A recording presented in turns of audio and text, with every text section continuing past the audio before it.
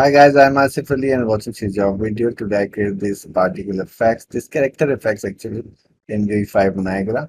And someone requested to create the particle from the character in UE5 because I have done lots of time in UE4.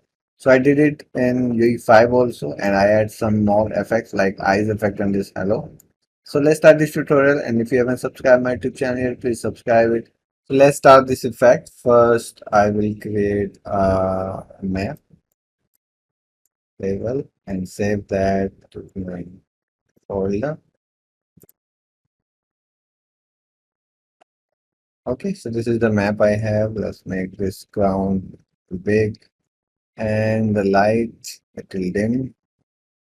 Okay, and maybe Control L and you can just change this thing. And let's create the FX,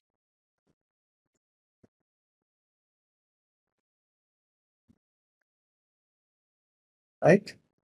And next thing, I want a character. So let me search skeleton mesh.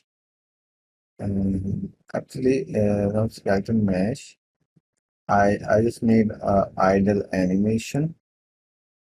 So I have these idle animation like this one, or maybe this girl. Let me check which one I will do.